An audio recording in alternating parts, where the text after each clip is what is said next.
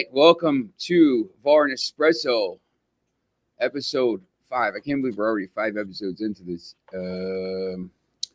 It's crazy. We have Daniel, Leo, and I, Sean. Hi. How's it going, Daniel? Fine, and you? We're doing well.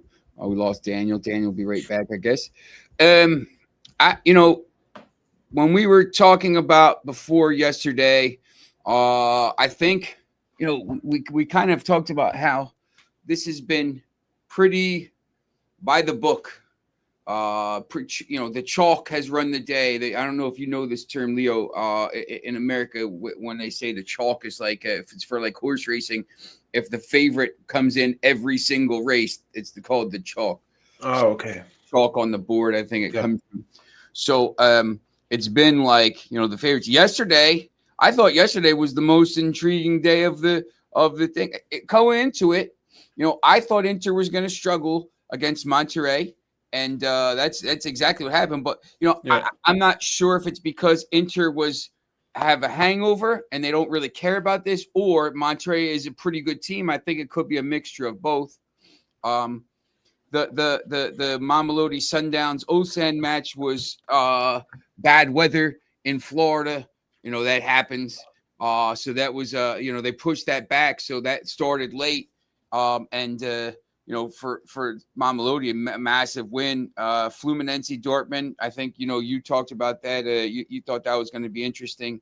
And it ended up as a boring result, but, a huge one for Fluminense. And then, River Plate, the South American teams continue to play really well in this. So, let's go through yesterday first before we get to today. I mean, what was your take? What were your main takeaways from yesterday?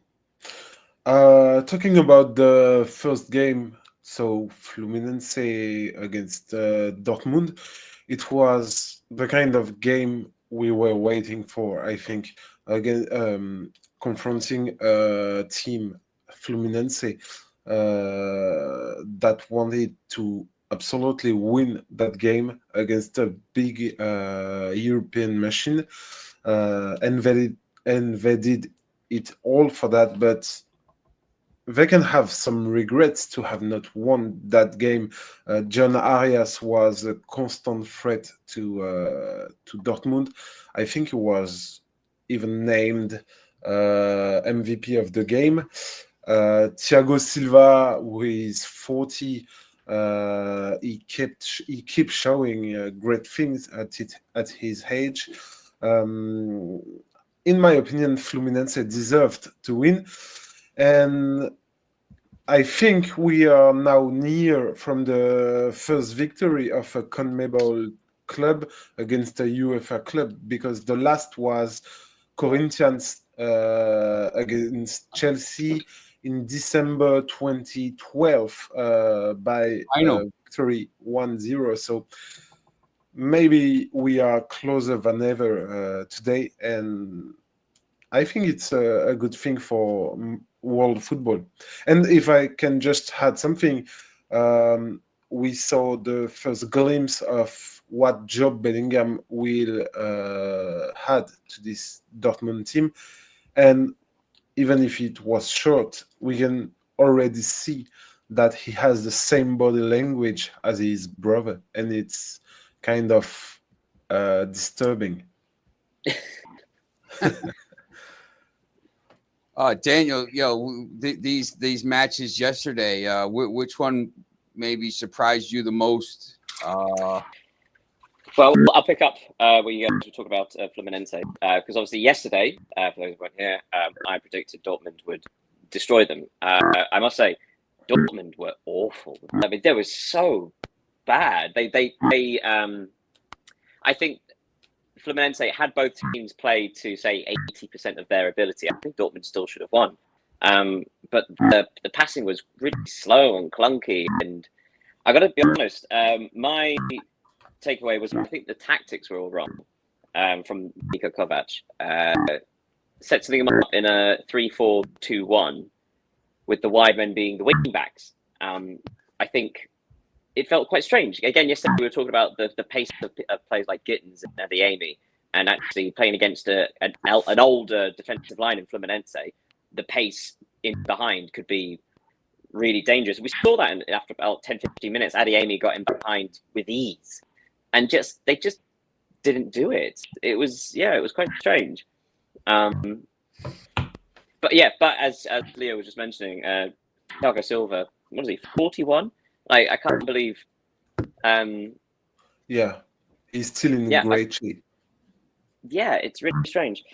Well, not strange, sorry. It's very impressive and surprising. But yeah, Dortmund were the big surprise yesterday for all the wrong reasons.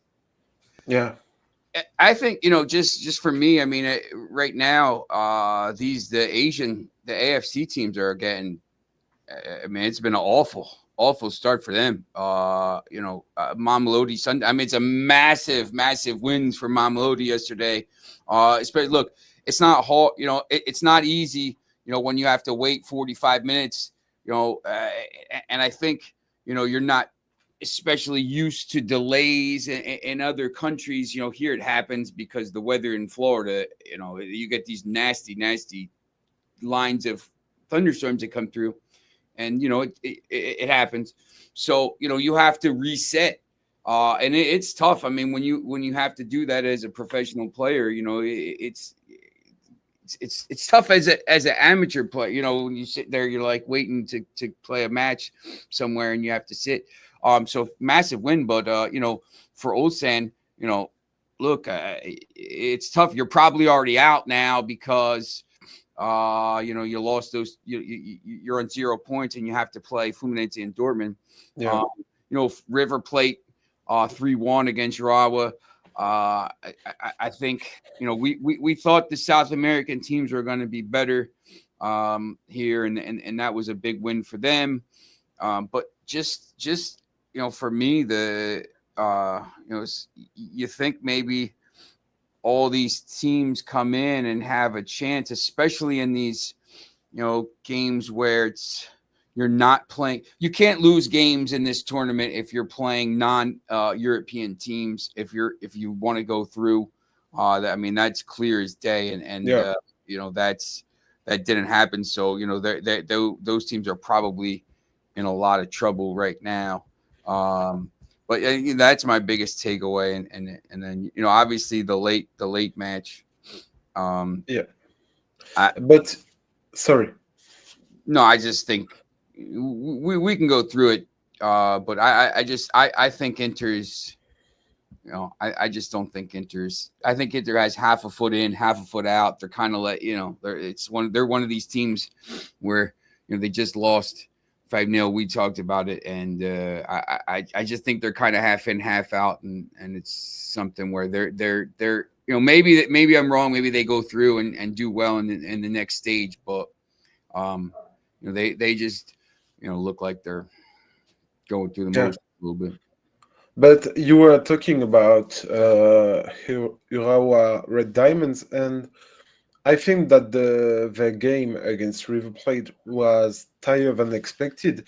Even if River slightly outplayed their opponent, Urawa had the chance to end the game with a tie if they negotiated better their chances.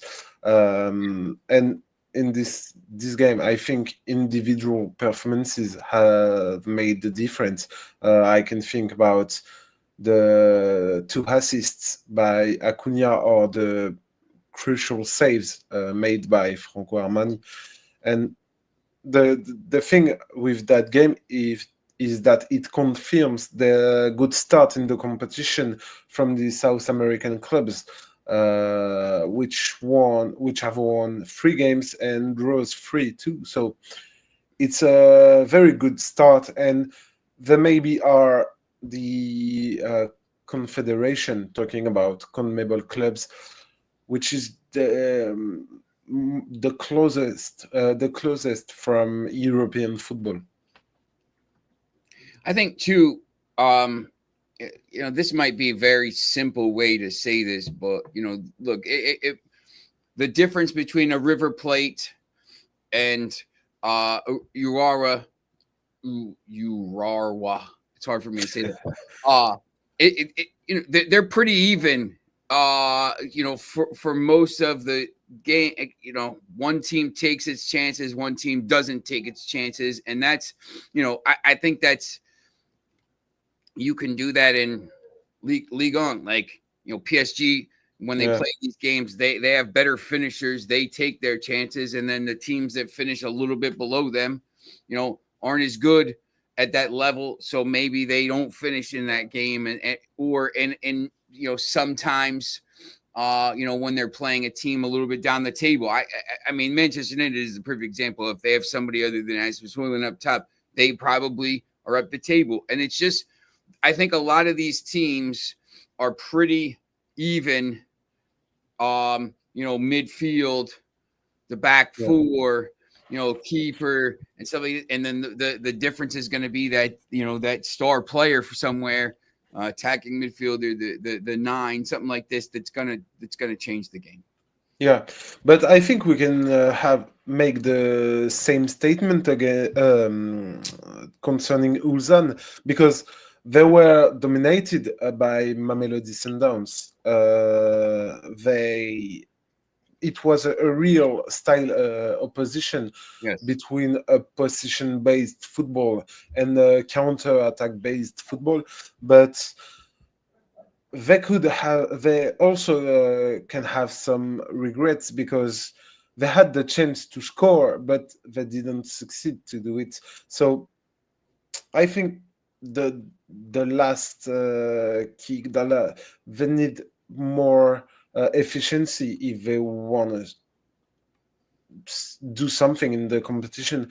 And I think Ulsan is already out of the competition because of their next opponents.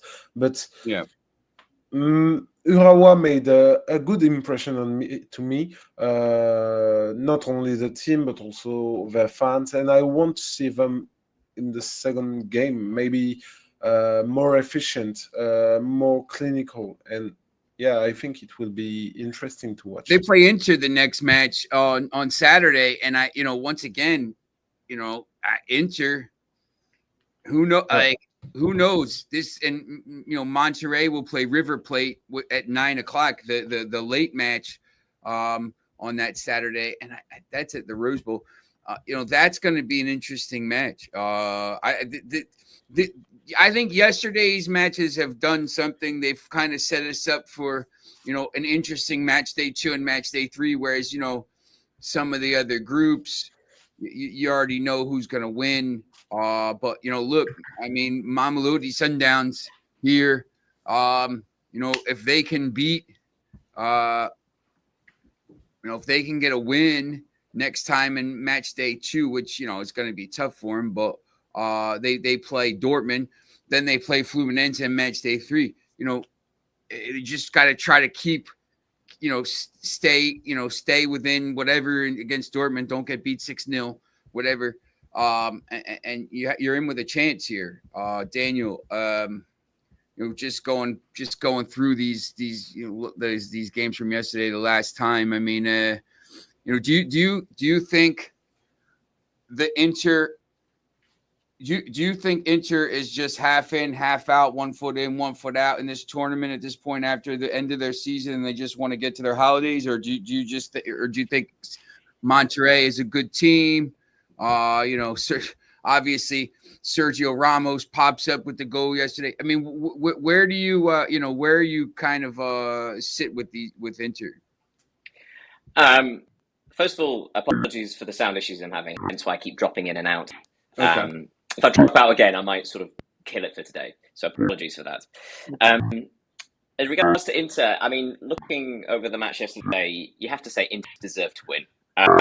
There were 3 or 4 opportunities where they really should have or could have scored. Martinez actually could have had 4 goals. He was unlucky to...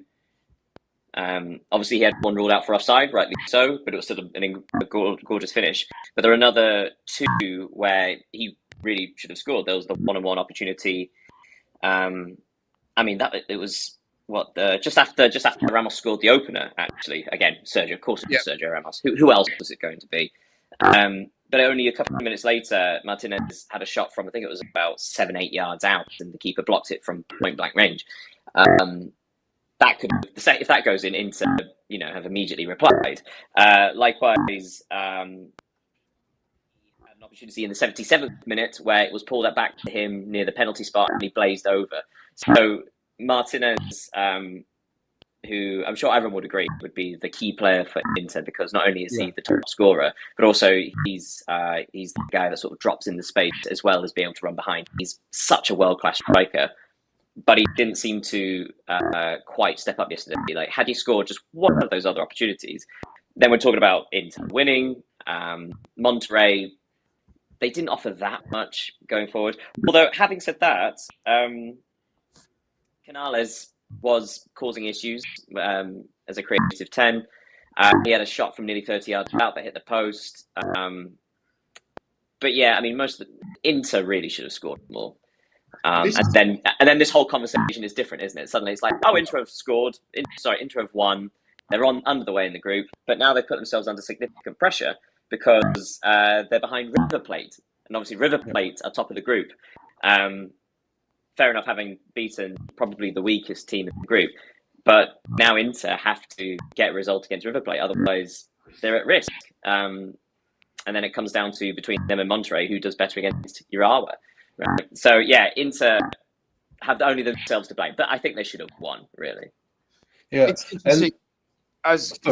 Every match, and I said yesterday, every match in Mexico is 1-0, 1-1, or 0-0, and it's just, I mean, every single time we go out to dinner at a local place, and they always have the matches on, and every single match, that's the final score. Like, you never get a 5-0, like you never get a 4-3. It's always like this. That's just the way the matches play out. It's amazing how that works. But go ahead, Leo.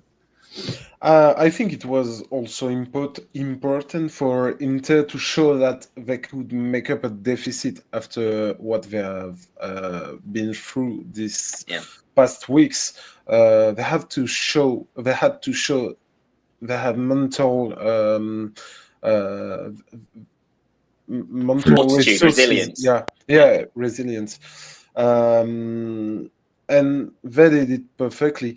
And I also noted that it was an interesting first for Luis Enrique. He didn't hide in this game.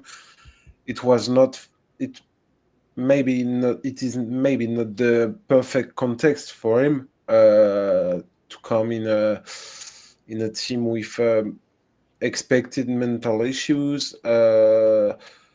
In a new country with against a team he doesn't know, but it was a good first for him. And for Chivu, we saw that he didn't change the Inzaghi's system. He played in 3-5-2, even if we saw a back line of 4 during 20-25 minutes, I think. So he uses what his predecessor did to help his players before to adapt his team to his strategy. Have you, by the way, since I missed something, have you guys touched on any other matches? Yeah, we have talked about generally how Asian clubs performed in the competition, and how also South American club did. So yeah, that's probably a fair. I mean, it also just goes to form, right, in regards to seedings, because UEFA are the strongest, and then is it CONMEBOL, the South America one? And then it's sort of the more exploratory. What is stronger? Is it North America? Is it Africa? Is it Asia? And there's more of a level playing field. Although, having said that, we haven't got to clubs like Al Hilal, the very rich Saudi clubs, which obviously will contribute more towards Asian performance in this tournament. But I would really like to go on to, if it's okay with you guys, to go on to Mamelodi Sundowns, because I think yesterday I mentioned that the key players being Ribeiro and Reyners up front. I think you got glimpses of that because there were 4 or 5 occasions of just these clever through balls from Ribeiro, who was sort of like slipping in the half spaces, the number 10 role, the second striker pocket, and just constantly playing those clever through balls in for Ikram Reyes. And he's a good finisher. He's a really good striker. And he could have had a hat trick. I mean, he had a narrow offside, so the goal was chalked off. His finish for the actual goal was really, really nice. I get the feeling those two could really cause problems against. Well, I mean, considering they are in the same group as Fluminense and Dortmund, I can definitely see them getting goals against both of those teams. Whether or not that's enough for points or wins, whatever, but I could definitely see them causing issues going forward. Yeah, and it was a vital victory because it was a game against the 2 outsiders of the group. And with the tie between Fluminense and Dortmund, it's a real good operation for them because now if they just draw against one of those teams, they can have a lot of chances to go to the round of 16.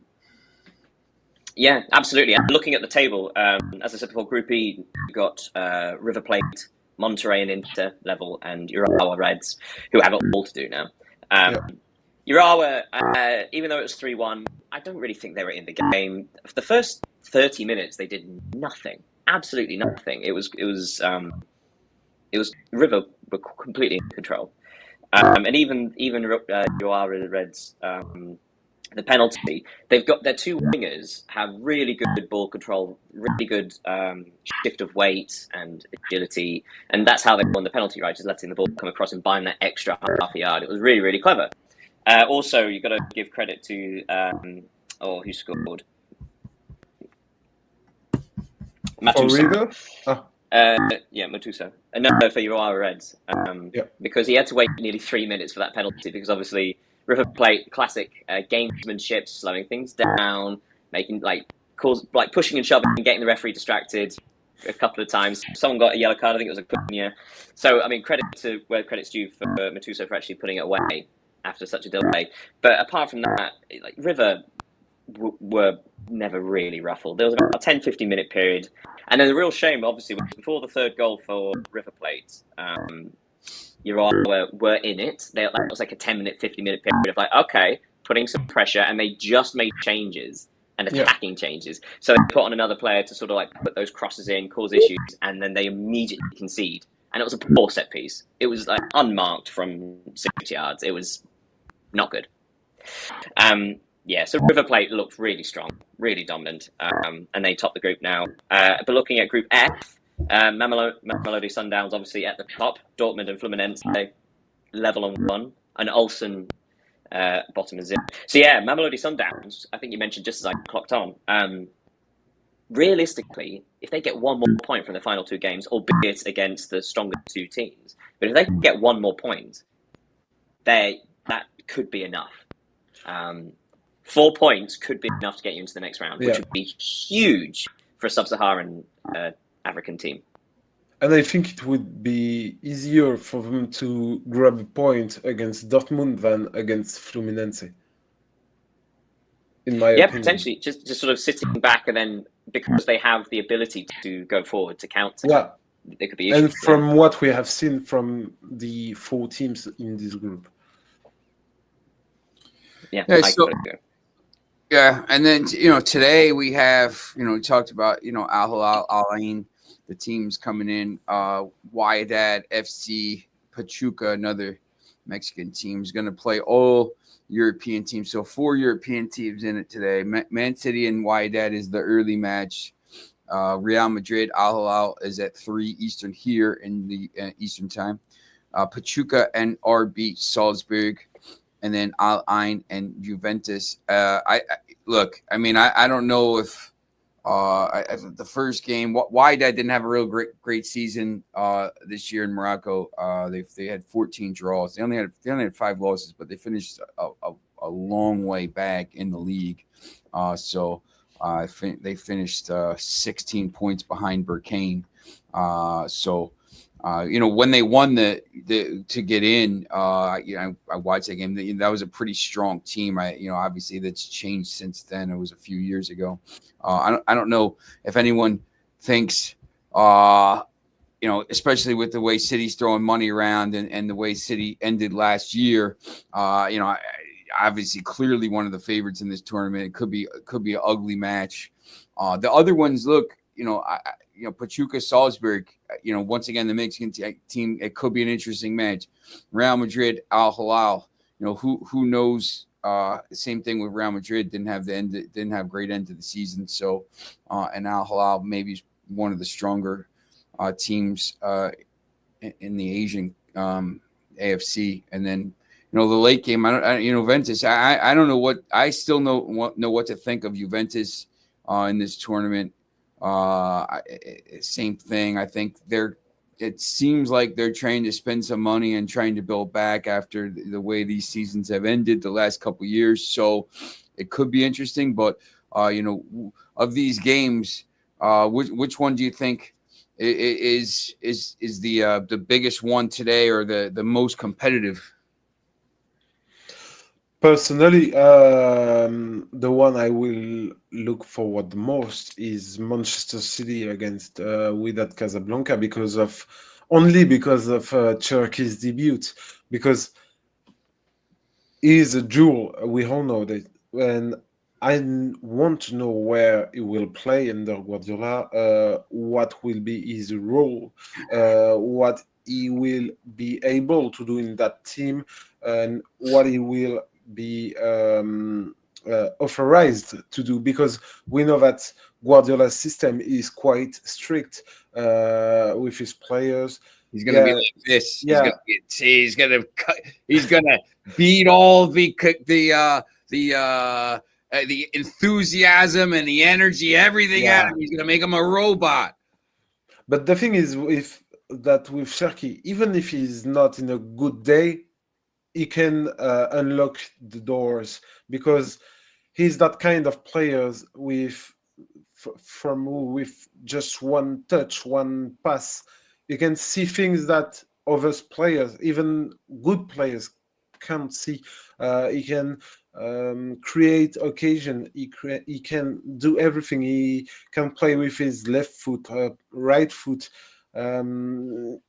In my opinion, we talked about it in the first show, I think, is if we just talk about pure footballer, not especially tactical aspect, physicality, is one of the 10 best footballer in the strict sense of what is football in the world. I think you will see that if you didn't see him play yet, but he's impressive, really. And he's young. He's playing just since his 16th.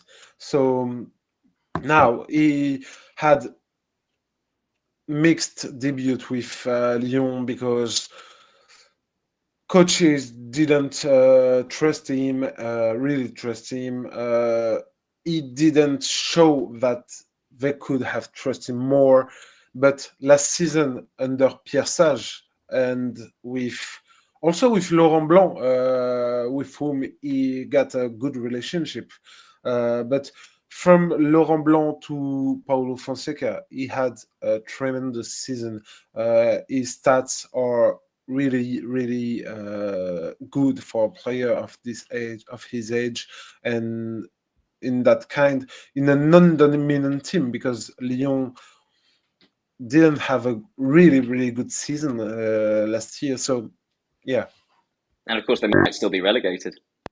Yeah. There's a real opportunity as well, because the last two wingers that Manchester City bought in Doku and Savinho, both ball carriers, but both not quite impressing. I think Savinho showed more than Doku. Doku has incredible pace and dribbling, and we all know that. But his delivery and his choice, and I think that's the biggest thing for Guardiola, is the choice of pass. It's the choice of when to release the ball. It's interesting that he still prefers him to Grealish now, which I find unusual. But Cherky, there's a real opportunity to just come straight into the team. Because neither of the alternatives have really impressed so far. And Cherky does seem to have everything as a ball carrier, as a passer, as a finisher. I think there are more questions about, say, his top speed. So, like, he's very good at acceleration as opposed to be able to burst away like someone like Doku. But yeah, we've already seen his choice of pass is very intelligent, and of when to shoot, when to cross, when. So yeah, that could be very potent. But I think the biggest is not really a signing, but obviously Rodri is back. The world's best player, officially, is back, and Guardiola's system that he developed at Bayern Munich, where he's focused rather than having a double pivot, having just one defensive player patrolling space, really only works with Rodri because it needs that elite defensive midfielder. So yeah, I mean, obviously it's going to take time for him to be back. He's not going to be using entirely straight away because you need to build up his minutes, build up the playing time. But you do, I'll be honest, with Man City, my dad, you do assume that it's going to be an attacking exercise against a defensive exercise, and it just feels like how many are they going to score? It's going to be very hot, very humid. So chances are they're not going to be going hell for leather. It won't be an entirely full strength Man City, or there'll be substitutions in strategic places. But yeah, you do get the feeling that'll be quite an easy 3-4-0. And it's all just about managing minutes and managing the temperature. Yeah, it's like a swamp here in Philadelphia today. It's absolutely ridiculous. Next week it'll be 90. It's going to be like 100 Fahrenheit. So it's going to be like close to 40 Celsius all next week. So that'll be interesting because there's a lot of matches here. I know Sunday Juventus plays here, and there's a lot of midday matches, and that's going to be challenging. I'm going to just talk about this one match before I get out of here and let you two finish the show. I think Pachuca and Salzburg, it's an interesting match. Pachuca is not doing particularly well in the Mexican League right now. They're kind of stuck in the middle. But, once again, it's not going to, I can't imagine this being a wide open match, and Pachuca is going to probably hang in there, and optimally they're trying to win the game 1-0. But it's just when you look at these matches, it's an interesting, especially in that group. They're Group H.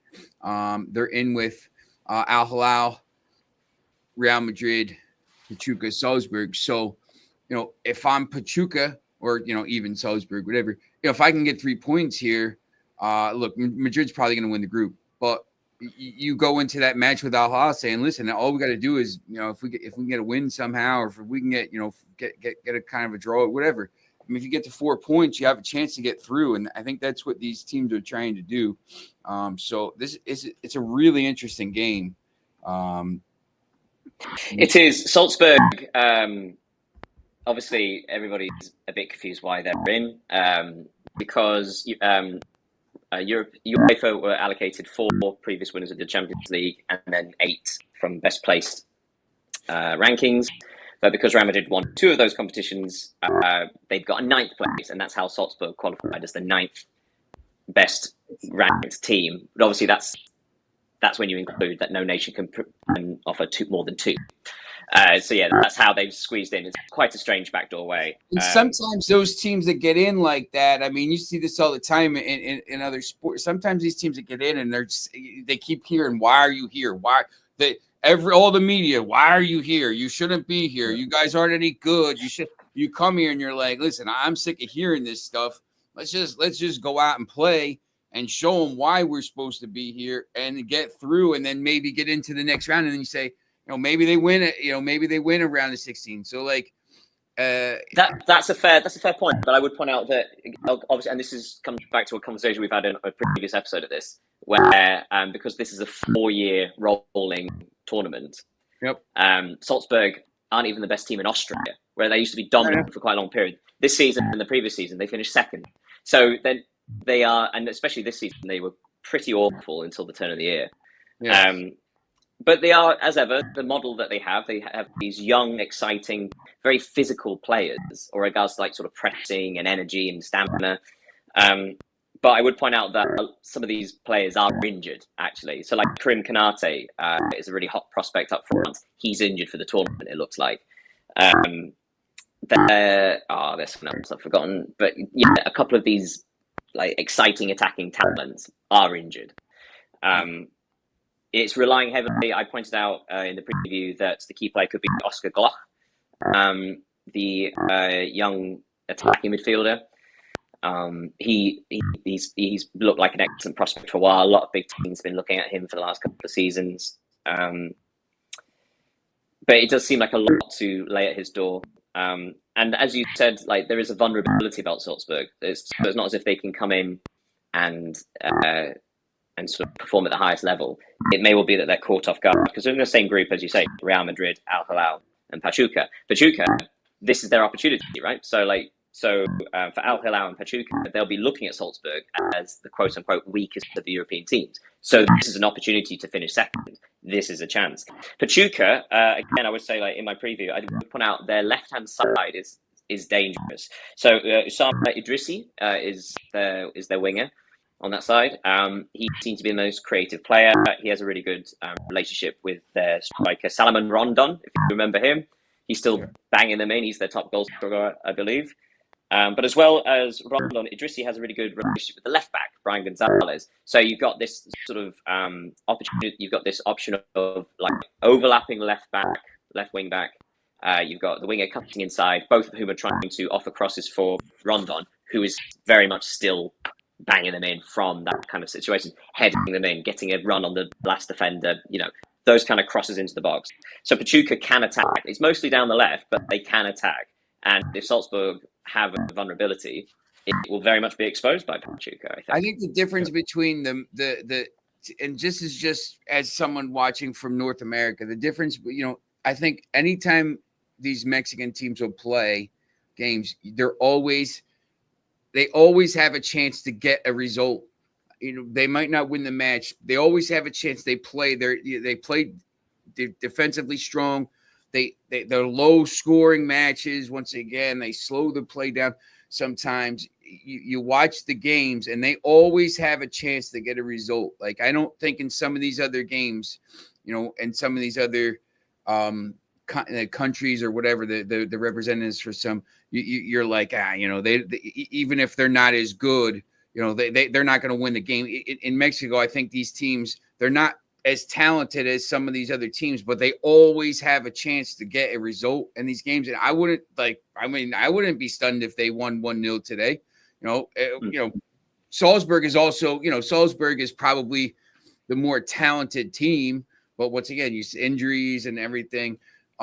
So it's an really interesting game for me to watch, and the fact that they put it in a decent window and not at 10 o'clock at night is good to see. Yeah, actually, something I forgot to mention because obviously a theme for this has been attendances. The Fluminense Dortmund game was 34,000, which is about 42% of the stadium. Now, obviously, going by percentages, the US is littered with these enormous stadiums. So, we're not expecting sellouts each one. So the Fluminense Dortmund one having 34,000, pretty good. Inter Monterrey, 40,000 at the Rose Bowl, which is again just under 50%, but still, that's a great number. A lot of Mexican fans made the short trip.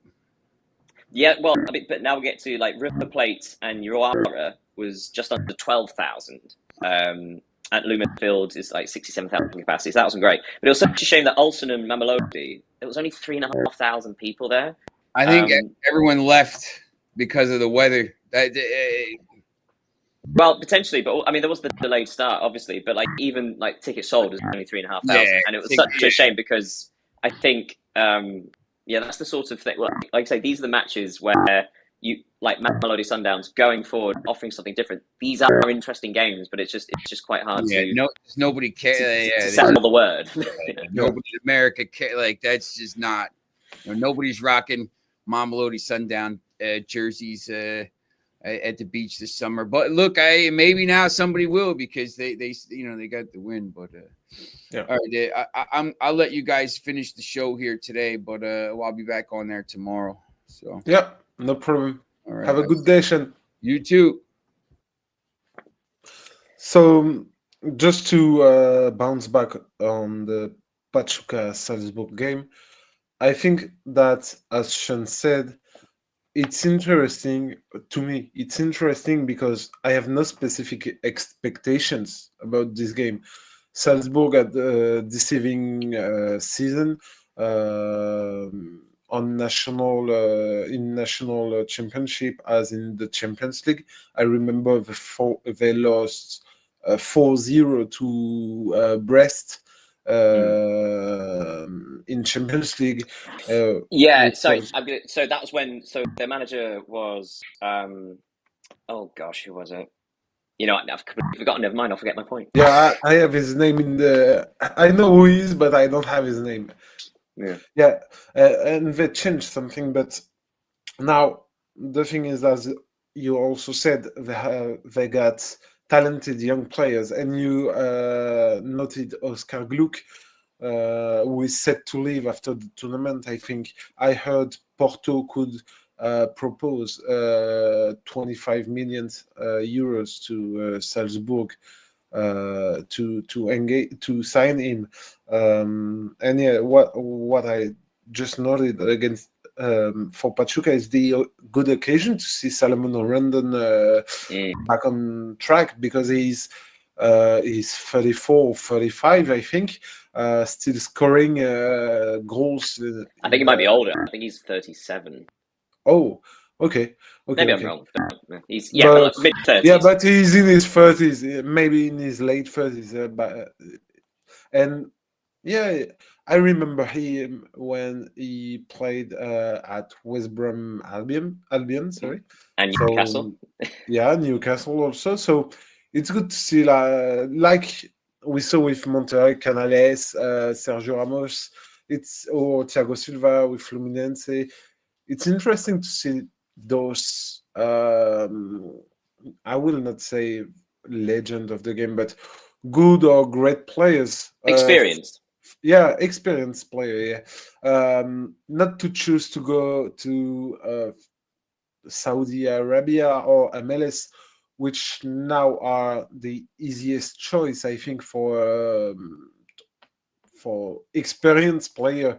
They choose to something exotic, almost romantic, because for me, Sergio Ramos to Monterrey is kind of romantic. If you love football and a player of such a career, such records, a talent, he's a legend. Maybe surely one of the greatest defenders in football history, and to see him play in that kind of team, I think it's cool, and it's good for football to show that some stories still deserve to be counted. Yeah, absolutely. And I think we're seeing as well, it's interesting because obviously with the rise of players going into the Saudi League and Qatari League, obviously you get a handful of players, younger players, that see the opportunity. You see plenty of players in their 30s often do it. But it's when you see someone like Ramos, who was, I think, at Sevilla beforehand, and there was even talk about Real Madrid signing him on as a panic, because obviously they've lost a lot of their centre backs. It's great that first of all, his choice was to go to Mexico, because obviously he had several other options. But I think what we're seeing as well, we're an increase, probably because of physical conditioning, players in their mid-30s staying in Europe still, because there are more physical leagues like the Premier League where the older you are, the more obvious it is. Not for everybody, because obviously there are other players like Salah. Mohamed Salah is in his mid-30s now, but he's still brilliant. But he is almost physical perfection, right? He's never had a serious injury. He barely gets injured regardless. And when you just look at pictures he posts on socials, he's just a shape of a great sportsman. Yeah, absolutely. So yeah, I think we'll see other like players remaining in European competition, where maybe not the physical intensity isn't quite so much, but also their technical ability. I mean, it was if you think about, obviously there's a back where he went, but when Pirlo was released, was it by AC Milan? I think that he saying that he was too old, and then he went to Juventus and just had that deep line playmaker. He was never the quickest, but obviously, like in the mid-30s, just still dictating everything. Having a technical ability and the intelligence to play still means you are an elite player. It's just not an elite player for certain clubs who play with a more physical style. Look at Modric. Look at Modric. That's a perfect example. Yeah. And by the way, talking about Modric and all these experienced players going to US, Mexico, or Saudi Arabia, we can talk about Real Madrid Al Hilal from tonight, because Al Hilal is a team with what we can call mercenaries, because when you see that team, and if you don't know it's Al Hilal, you could easily say it's a good mid European team. I think with the Mitrovic, who has scored a lot of goals during his 2 seasons at Al Hilal, Joao Cancelo, who was playing at Barca 2 years ago, Ruben Neves, who has just won the Nations League with Portugal, and a lot more players like that. I think Renan Lodi also plays at Al Hilal. We used to play at Atletico. They have a good team, but this is not the same thing.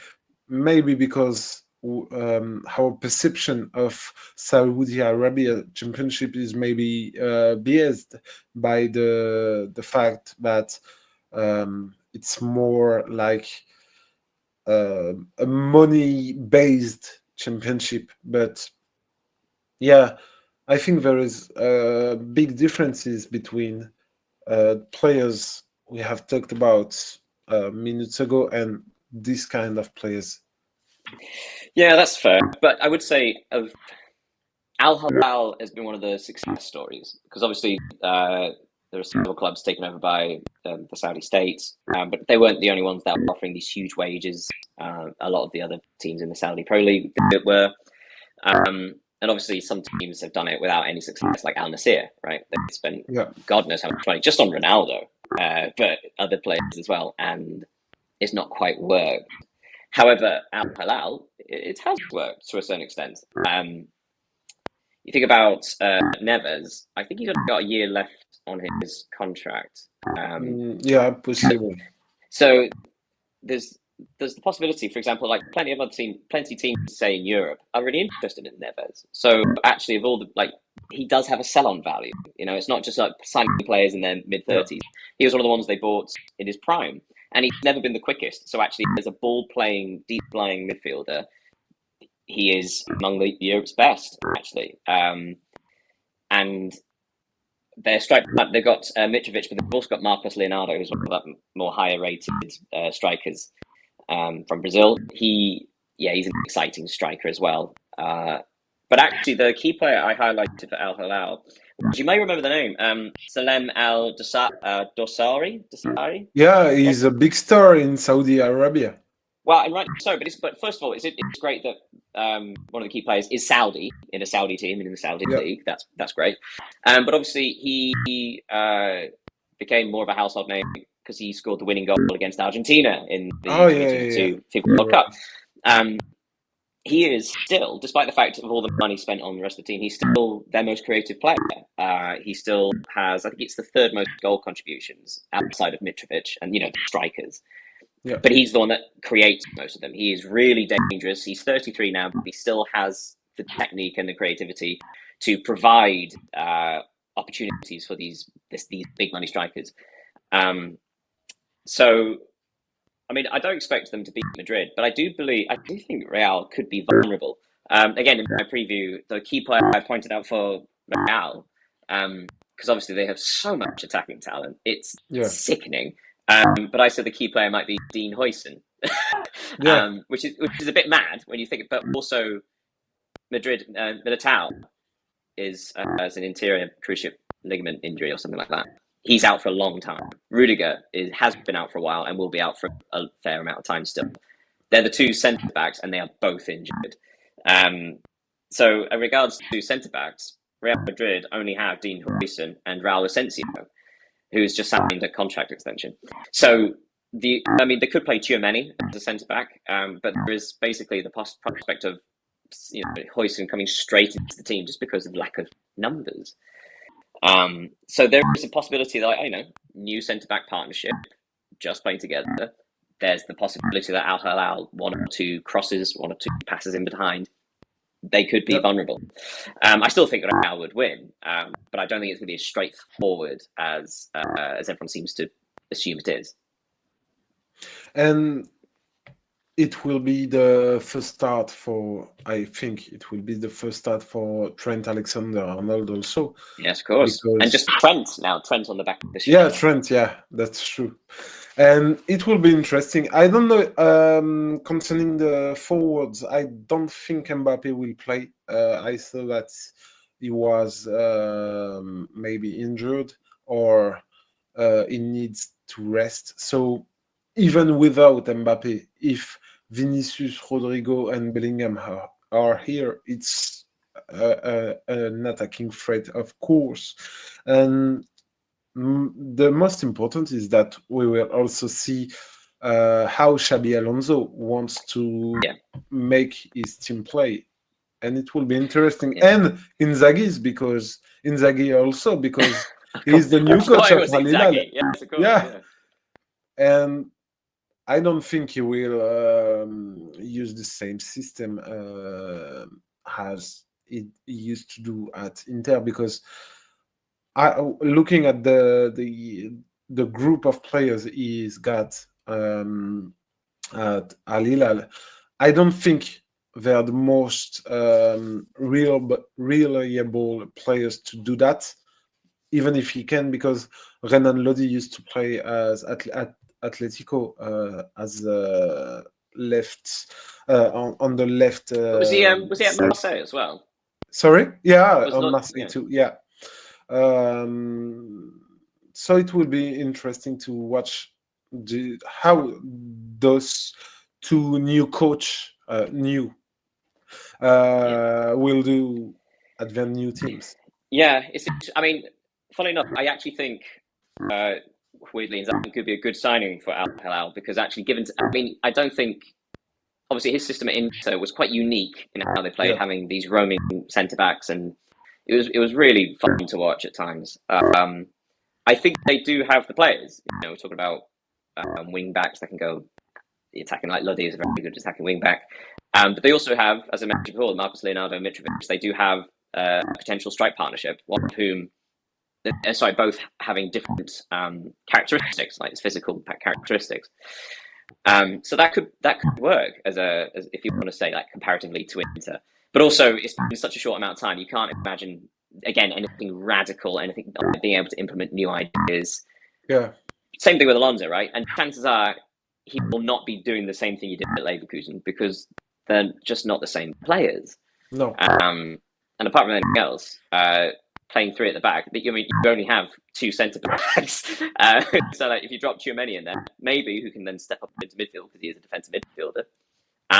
But it'd be really interesting to see this new system under Alonso, to see where it's going. I think you're right about Mbappe, and again, sort of managing minutes in this tournament, because obviously Real Madrid have such an array of attacking talent.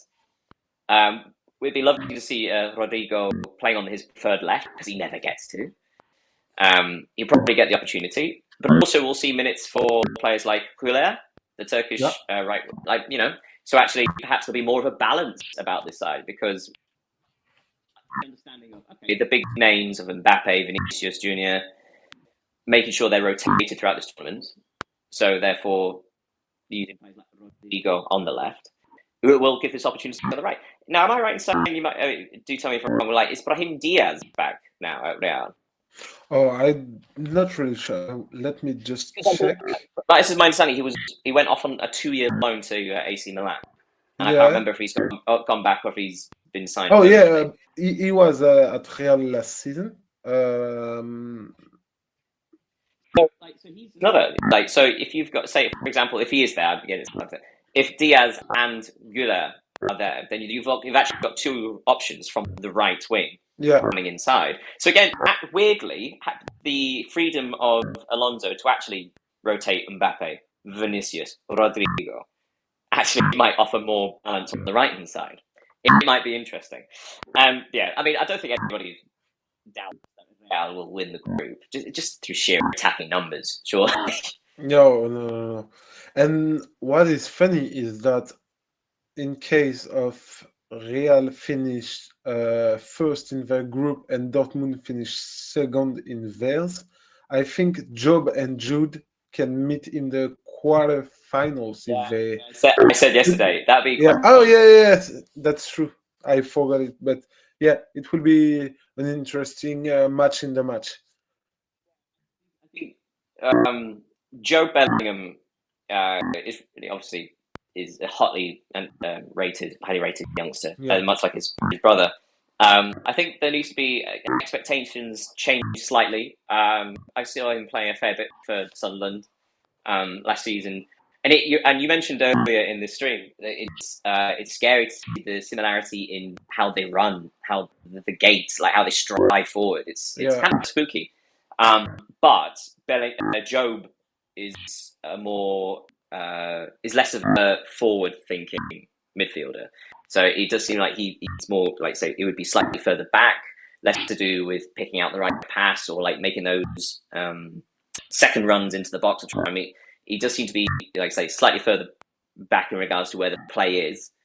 He also doesn't quite have the same speed same speed of thought, which is slightly unfair because, again, he's only just moved from Sunderland, and obviously by the age of 19, Jude had been at Dortmund for a couple of years, so he had been playing at an elite level. But yeah, he's just slightly slower in how he plays the ball, how he passes the ball. But yes, so I just think like some context needed for Job, who looks like he could be a terrific player, but not quite the same kind of player as his brother. And from what I've seen from Job, I'll be honest, I didn't watch all Sunderland's game last season, but I saw a few. But yeah, I saw a few, and I think Jude is more a leader in what he's on the pitch than his brother. Maybe because his brother is younger, but Jude has something more in a leadership view, in my opinion, than his brother. This is not positive or negative, but it's one of the differences between them. Yeah, but again, I think comparatively, so Jude moved when he was 17, I think, and he was playing in the Championship at 17 years old. So, in just regards to development, he was already a couple of years ahead. So if you think about Job just finished the season in the Championship and has moved to Dortmund. So it's like 2 years behind his brother. So like Jude did it when he was 17, Job does it when he's 19. So it's I mean, that's still a young age to move to a giant European club. That's still exciting. It's still a wonderful achievement in itself, and you wish nothing but the best for him. But yeah, like I say, I think expectations need to be just of course, slightly, because in 2 years' time, we'll see. Okay, so like Jude had it, but Dortmund, there's more of a comparison there. Like, okay, with such amount of time at Dortmund, how has he developed? How has he progressed, as opposed to his age? But yeah, so regards to today's matches, I'm assuming I think we're both in agreement. Man City will probably yeah. Sort of crash wide. And Al Ain and Juventus is a bit of a funny one because Juventus actually ended the season really well, and they squeezed into the Champions League, I think, or did they finish fifth? No, they finished fourth in the last match day of the Serie A. Yeah. So I think Igor Tudor really turned that ship around. Yeah. He seemed to have a really big positive effect. I think Juventus might be more of a surprise than we think. They do have they have a really good squad. Their midfield is packed with really good players. Yeah, I think the talk around Juventus not being one of the big players is a little bit naive. I think they're going to be significantly better than we think.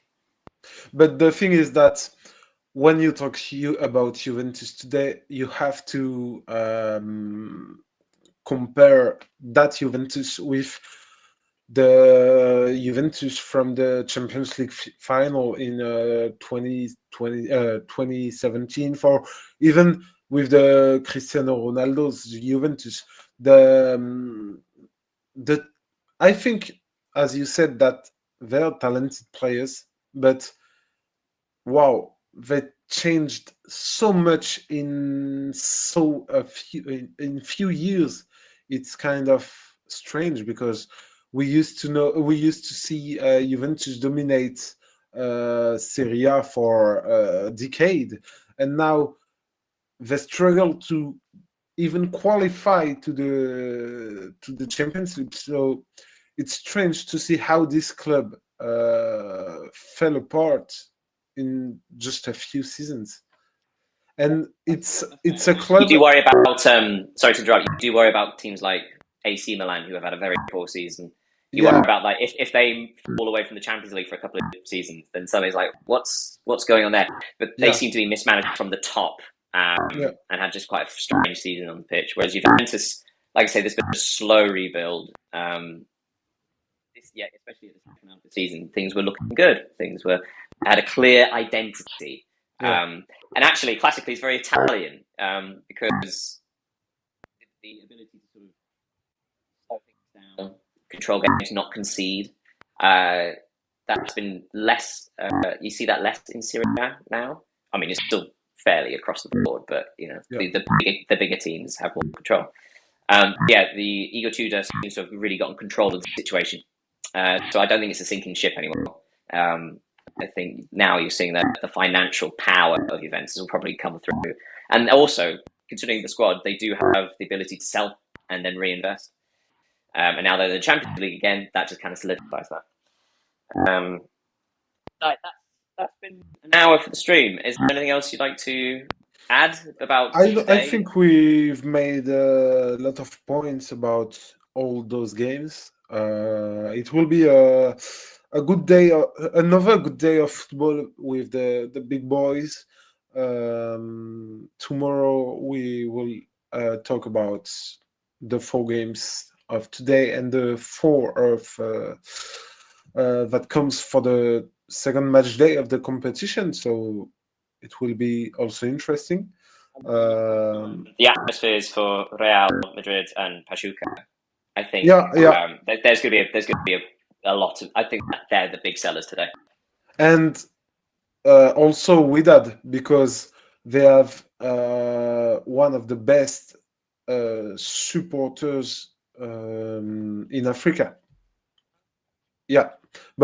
And I think they will have travel to US like the ones of Esperance. So it will be a good show. Thank you, everybody, for joining us.